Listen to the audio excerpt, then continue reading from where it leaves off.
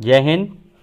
मैं सौरभ और आप मेरे साथ सबल 30 के डेली डोज संख्या 293 में जुड़ रहे हैं। आज दिनांक है 17 जुलाई 2020। पिछले वीडियोस कुछ टेक्निकल कारण की वजह से नहीं आ पा रहे थे, लेकिन आज से आपका डेली डोज फिर से कंटिन्यू हो जाएगा।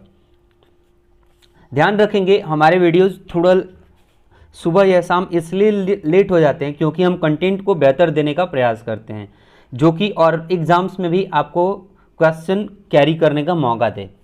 बढ़ते अपने पहले प्रश्न की तरफ। आईआईटी ने कौन सा आरटी-पीसीआर पर आधारित विश्व की सबसे सस्ती कोविड-19 डायग्नोस्टिक किट कौन सा है?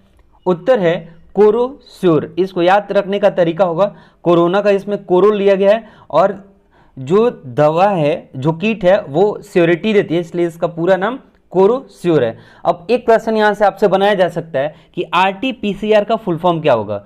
उत्तर है reserve transcription polymers chain reaction. ठीक है, एक बात और भी ध्यान देंगे कि ये प्रोसेस में होता क्या है, तो इसमें कुछ आरएनए काउंट कर लिए जाते हैं और इसके बाद कुछ डीएनए, और इन्हीं दोनों का जो प्रोसेस है एक दूसरे पे डिपेंड करता है आरटी-पीसीआर में। ठीक है, बढ़ते हैं अपने दूसरे प्रश्न की तरफ। न्यूमोनिया का स्वदेशी तकनीक से विकसित पहला टीका कौन सा है? उत्तर है न्यूमोकोकल पॉलीसैकेराइड कंजुगेट। ठीक है, अब ध्यान देंगे आप कि न्यूमोनिया जो है वो एक क्वेश्चन बनता है कि हमारे किस शरीर के किस अंग को प्रभावित करता है? उत्तर है फेफड़े को प्रभावित करता है। होता क्या कि इसमें जो फेफड़े में एल्विलाई होते हैं वो फूल जाते हैं। ठीक है, और इसी की वजह से हमें सांस लेने में तकलीफ होती है। अब ध्यान देंगे कि इससे पहले न्यूमोनिया का रिकॉर्ड रहा है कि विश्व में वार्षिक 450 मिलियन लोग प्रभावित होते हैं हर साल, जिसमें से कि 4 मिलियन लोग की मृत्यु भी हो जाती है। ठीक, लेकिन अभी जो हाल ही में हमने देखा कि स्वदेशी तकनीक से पहला टीका विकसित किया गया है, तो इस टीके को विकसित किया है serum institute of India private limited ने 14 जुलाई को विकसित किया। ठीक है, और उसी समय से इसको मार्केट में लाने की अनुमति भारत सरकार स्वास्थ्य विभाग ने दे दिया है। ठीक, यानी डॉक्टर हर्षवर्धन ने।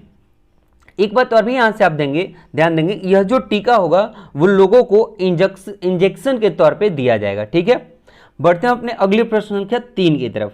भारतीय रेलवे की ओर से देश का पहला केबल रेल ब्रिज कहां बन रहा है? उत्तर है अंजीखट कश्मीर। अब यहां पे ध्यान देंगे आप कि अंजीखट कश्मीर जो रेल ब्रिज बन रहा है, जो कि केबल रेल ब्रिज है, यह भी ध्यान देंगे कैसा है, केबल रेल ब्रिज है। तो केबल रेल ब्रिज कहेगा तो अंजीखट कश्मीर। और ये किसको किसको जोड़ रहा है? तो ये कटरा और रियासी दो जगह हैं जिनको जोड़ने का काम यह पुल करेगा। एक बात और भी ध्यान देंगे कि इस पुल को कोंकण रेलवे कॉरपोरेशन लिमिटेड द्वारा विकसित किया जा रहा है। अब जैसे ही बात आती है कोंकण रेलवे कॉरपोरेशन लिमिटेड का, तो उसके अध्यक्ष और प्रबंधन निदेशक वर्तमान में कौन है? संजय गुप्ता, और इसका हेडक्वार्टर कहाँ है? मुंबई में। एक बात यहां से और भी ध्यान देंगे कि यह जो अंजीखट केबल रेल ब्रिज है, यह Udhampur Srinagar Baramulla rail link road परियोजना का एक भाग है। इसका अगर शॉर्ट फॉर्म देखें हम तो USBRL, यानी U for Udhampur, S for Srinagar, B for Baramulla, R for rail और L फॉर लिंक। यानी पूछ सकता है कि किस परियोजना का भाग है, तो हम कहेंगे उधमपुर श्रीनगर बारामूला रेल लिंक परियोजना। एक बात और भी आप यहां से ध्यान देंगे कि जो USBRL परियोजना है, ठीक, इसी परियोजना में एक और नदी पुल शामिल है, वो बनेगा चेनाब नदी पे। और जब वो बन करके तैयार हो जाएगा तो चेनाब ब्रिज के नाम से जाना जाएगा, और चेनाब ब्रिज यानी चेनाब पुल निर्माण होने पर दुनिया का सबसे ऊंचा पुल होगा। ठीक है, अब जान लेते हैं हम अंजीखट पुल से एक और रिलेटेड फैक्ट्स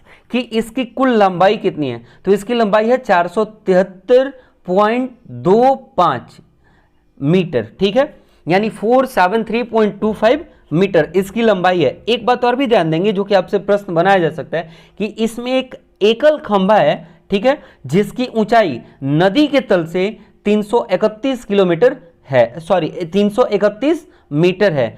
और इस अंजीखट पुल में कुल केबल की संख्या 96 है। ठीक है, बढ़ते हैं अपने अगले प्रश्न संख्या 4 की तरफ। कोई भी नया प्रश्न हो तो उसका डिटेल एक्सप्लेनेशन लेना हमारे लिए ज्यादा जरूरी हो जाता है। बढ़ते हैं अपने चौथे प्रश्न की तरफ। कौन सी टेक कंपनी जियो में 33,737 करोड़ रुपए का निवेश करेगी? उत्तर है गूगल।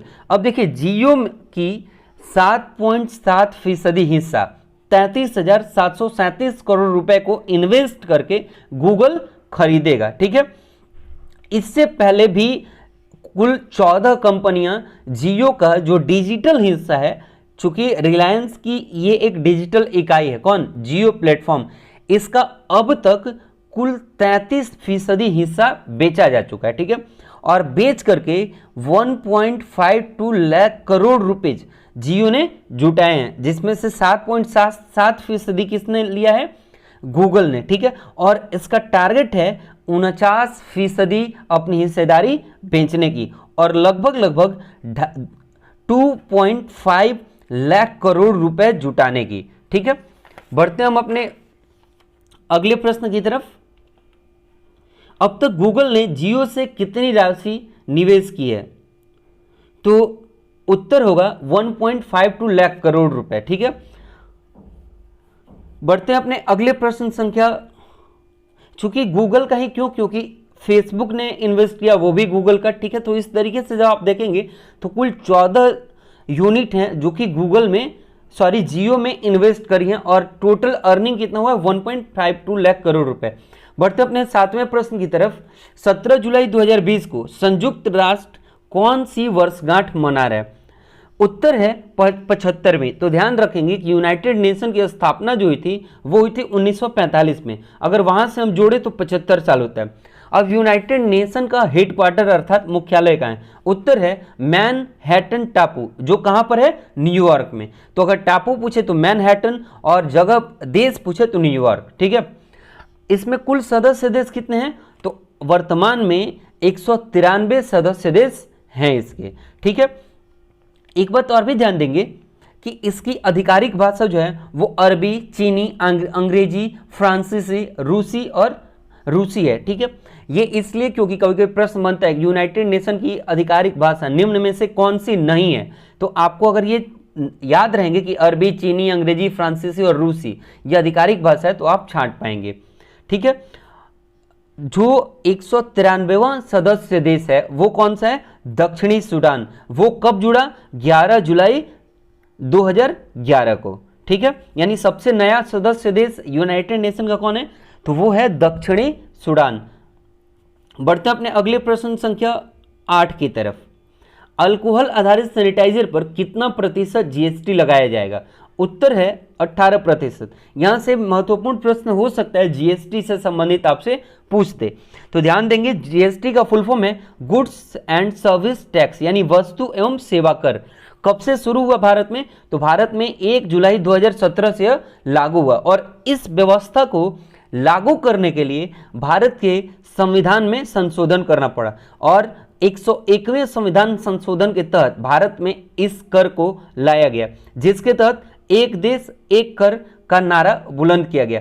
और ध्यान देंगे कि जीएसटी जो है वो एक अप्रत्यक्ष कर है। प्रश्न बनता है निम्न में से कौन सा प्रत्यक्ष कर है या फिर निम्न में से कौन सा अप्रत्यक्ष कर है। तो उस स्थिति में अगर प्रश्न आपसे बनता है जीएसटी कैसा कर है, तो उत्तर होगा अप्रत्यक्ष कर है। ठीक है, बढ़ते हैं अपने अगले प्रश्न संख्या 9 की तरफ। 4 कहानियों का संग्रह इफ इट ब्लिट्स पुस्तक के लेखक कौन है? उत्तर है स्टीफन किंग। अगले प्रश्न संख्या 10 की तरफ बढ़ते हैं। हॉकी लीजेंड गुरबख्श सिंह एवं पूर्व प्रथम श्रेणी क्रिकेटर पलाश नंदी को किस रत्न से सम्मानित किया गया? उत्तर है मोहन बगान रत्न। ये सब वन लाइनर प्रश्न है और इनको आप एज इट इज रट जाएंगे। अगले प्रश्न संख्या 11 की तरफ बढ़ते हैं। किस राज्य सरकार ने कोरोना संक्रमण इलाज हेतु प्राइवेट अस्पतालों में फीस निर्धारित की है? उत्तर है पंजाब सरकार। और अभी पंजाब में कांग्रेस के प्रधानमंत्री कौन है? कांग्रेस के मुख्यमंत्री कौन है? अमरिंदर सिंह। ठीक है, और वहां के वर्तमान में गवर्नर कौन है? वीपी सिंह। कौन है? वीपी सिंह बदनोरे। अब एक बात आप ध्यान देंगे कि यहाँ से एक ज्योग्राफी का प्रश्न बनाया जा सकता है कि पंजाब से सटे हुए राज्य कौन कौन से हैं, उनको ध्यान में रखते हैं। तो ऊपर देखेंगे जम्मू कश्मीर, उसके बगल में आएंगे हिमाचल प्रदेश, उससे थोड़ा सा नीचे आएंगे हरियाणा, और उसके लेफ्ट साइड जाएंगे तो आप पाएंगे राजस्थान, जिसमें से पंजाब के साथ सबसे अधिक सीमा किसकी लगती है, हरियाणा की। बढ़ते हम अपने अगले प्रश्न संख्या 12 की तरफ। किस योजना के तहत छत्तीसगढ़ सरकार 2 रुपए प्रति केजी गोबर खरीदेगी? ध्यान देंगे, गोधन न्याय योजना के तहत छत्तीसगढ़ की सरकार, और छत्तीसगढ़ के अभी वर्तमान में चीफ मिनिस्टर हैं भूपेश बाघेल और वहां के गवर्नर हैं अनुसुईया उइके। तो छत्तीसगढ़ सरकार ने 2 रुपए प्रति केजी गोबर खरीदने की योजना शुरू करने की तिथि निर्धारित की है 21 जुलाई को, और 21 जुलाई को वहां पर यानी छत्तीसगढ़ में एक पर्व मनाया जाता है, हरेली पर्व, और इसी हरेली पर्व के अवसर पर छत्तीसगढ़ गवर्नमेंट ने इस योजना यानी गोबर गोधन योजना को शुरुआत करने की बात कही है। ठीक है, अब एक बात और भी आप ध्यान देंगे कि इस योजना को यानी गोधन न्याय योजना को क्यों छत्तीसगढ़ गवर्नमेंट प्रमोट करना चाहती है। तो इसके तहत जो भी आवारा पशु जो सड़क पे घूमते हैं, जिसे लोग खुला छोड़ देते हैं, उनकी सुरक्षा हो सके तथा उनको लोग अपने घरों में रखें, ठीक इस लालच से कि उनके जो गोबर हैं उन्हें वो बेच सकेंगे। तो एक तो होगा कि आवारा पशु जो सड़क पे घूमते हैं उन पे रोकथाम लगेगा। दूसरा कि जो लोग निजी अपने यहाँ गाय या भैंस या फिर पशु पाल कर रखते हैं, ठीक है, उनको एक रोजगार दिया जा सकेगा, जिससे कि उनकी इकोनॉमी अच्छी होगी और वो लोग यानी कि गौ पालन या फिर पशुपालन को और भी ज़्यादा अपनी ओर आकर्षित करेंगे और अपनाएंगे। इसलिए छत्तीसगढ़ सरकार ने इस योजना को शुरुआत करने की पहल की है, और छत्तीसगढ़ भारत का पहला ऐसा राज्य होगा जिसने गोधन न्याय योजना की शुरुआत करी है। अगला प्रश्न संख्या 13, हरेली पर्व किस राज्य में मनाया जाता है? अभी मैंने बताया कि हरेली पर्व के अवसर पर ही गोधन न्याय योजना की शुरुआत छत्तीसगढ़ गवर्नमेंट करेगी, तो उत्तर होगा छत्तीसगढ़। बढ़ते हैं अपने अगले प्रश्न संख्या 14 की तरफ। एशियाई विकास बैंक ने किसे नया उपाध्यक्ष नियुक्त किया है? तो एशियाई विकास बैंक ने जो चुनाव आयुक्त अशोक लवासा थे उन्हीं को नया उपाध्यक्ष नियुक्त किया है। ठीक है, और एक बात और भी आप ध्यान देंगे कि ऐसा पहली बार हुआ है कि कोई एक पोस्ट पर रहते हुए वो फिर एक यानी कि नए पोस्ट को ज्वाइन करा हो। ठीक है, अब आते हैं, बात करते हैं एशियाई विकास बैंक की। तो एशियाई विकास बैंक की स्थापना हुई 19 दिसंबर 1966 को। उद्देश्य क्या था कि जो भी एशियाई कंट्रीज हैं या फिर पैसिफिक कंट्री है उनके इकोनॉमी को सही करना, यानी उनका आर्थिक विकास कराना। एक बात और भी आप ध्यान देंगे कि वर्तमान में एशियाई विकास बैंक में कुल सदस्य देश 67 यानी 67 हैं, लेकिन शुरुआत में सिर्फ और सिर्फ 31 देश ही शामिल थे। अभी वर्तमान में 67 यानी 67 देश शामिल हैं, जिसमें से 48 देश एशिया पैसिफिक के हैं, जबकि बाकी के 19 देश बाहरी सदस्य हैं। ठीक है, एशियाई विकास बैंक का मुख्यालय बहुत बार आपसे परीक्षाओं में पूछा गया, तो ध्यान रखेंगे फिलीपींस देश है और मनीला वहां का एक जगह है। ठीक है, तो एशियाई विकास बैंक का हेडक्वार्टर कहां हुआ? Manila, Philippines. ठीक है, बढ़ते हम अपने अगले प्रश्न संख्या 15 की तरफ। कौन सी स्मार्टफोन कंपनी भारत में इंडस्ट्रियल डिजाइन सेंटर स्थापित करेगी? उत्तर है वीवो। बढ़ते अपने अगले प्रश्न संख्या 16 की तरफ। किसने अपनी पहली डिजिटल चौपाल का आयोजन करके 2 योजनाएं आवंटित की है? उत्तर है नाबार्ड। ठीक है, और ध्यान देंगे कि अभी मैं फिलहाल में आपको इकोनॉमिक्स पढ़ा रहा हूं। ठीक है, और इकोनॉमिक्स में किस पंचवर्षीय योजना में नाबार्ड को लाया गया था, उस समय कौन प्रधानमंत्री थे और नाबार्ड के समकालीन कौन कौन सी योजनाएं चलाई गई थी, नाबार्ड का मुख्य उद्देश्य क्या था, इन सभी चीज़ों पे मैंने डिटेल डिस्कस किया हुआ है। तो मैं कहूँगा कि आप इकोनॉमिक प्लानिंग का वो वीडियो देखें और वहाँ से आप सीखने का प्रयास करें तो ज़्यादा बेहतर सीखेंगे। वैसे मैं आपको बता देता हूँ कि नाबार्ड की स्थापना 12 जुलाई 1982 को हुई थी और उसके वर्तमान में प्रबंध निदेशक कौन है? हर्ष कुमार भानवाला हैं और हेडक्वार्टर का है मुंबई। बाकी जानकारी आप उस वीडियो से ले लेंगे।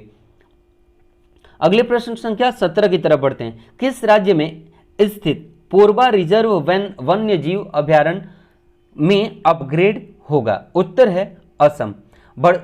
हम आज के लिए आपसे एक प्रश्न साझा कर रहे हैं कि देव समाज के संस्थापक कौन थे? उम्मीद करते हैं कि आप इस प्रश्न का जवाब हमें कमेंट बॉक्स में देंगे। आपको जैसा वीडियो लगा वो भी आप हमें कमेंट बॉक्स में बताएं। आप वीडियोस में क्या सुधार चाहते हैं वो भी आप हमें कमेंट बॉक्स में सजेस्ट कर सकते हैं। फिर मिलते हैं अगले वीडियो में अगले डेली डोज संख्या 294 के साथ। तब तक इस वीडियो को देखें और सीखें। जय हिंद।